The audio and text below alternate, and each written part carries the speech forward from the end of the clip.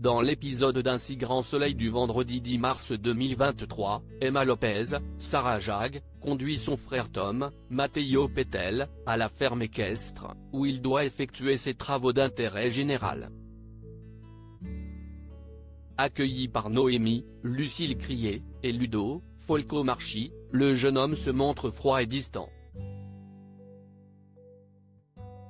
Il se permet même de regarder son téléphone pendant la visite des lieux, ce qui n'est pas sans agacer Noémie. En fin de journée, Tom retrouve son ami Jonas dans un garage. Il se plaint de devoir travailler gratuitement à la ferme et lui demande de le mettre sur des coups, mais Jonas lui conseille de se tenir à carreau et de payer sa dette à la société avant de penser à quoi que ce soit d'autre. Pour l'aider financièrement, il lui donne quelques billets. Convoqué au commissariat, James Berini en bloque les accusations de Melissa, Hermine Granville. Il prétend que la jeune femme savait qu'elle allait tourner avec 3 hommes et affirme que la violence était simulée. Lorsqu'Eya, Prisca Perast, et Manu, Moïse Santamaria, lui demande le nom des 3 hommes de la vidéo, il se cache derrière une clause de confidentialité l'empêchant de divulguer l'identité de ses collaborateurs. Manu et Aya réalisent que le faire tomber sera difficile mais demandent à Becker, Yvon Bach, de les laisser enquêter quelque temps.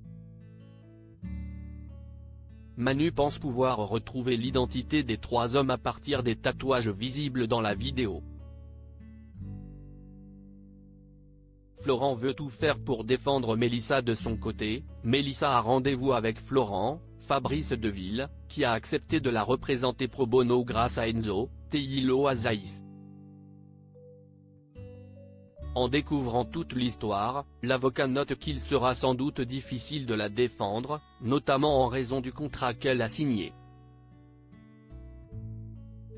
Néanmoins, il promet de tout faire pour que les responsables soient punis et que la vidéo soit supprimée le plus vite possible.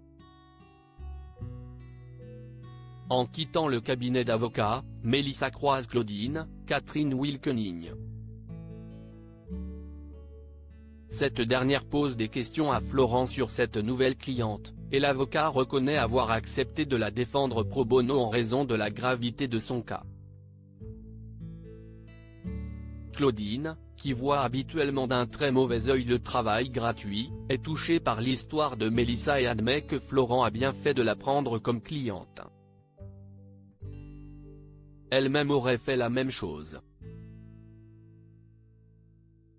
À la tombée de la nuit, Melissa passe voir Enzo à la Paillote. Elle le remercie d'avoir parlé à son père et lui explique que Florent s'est montré génial avec elle. Enzo lui promet que ses agresseurs vont payer pour ce qu'ils lui ont fait.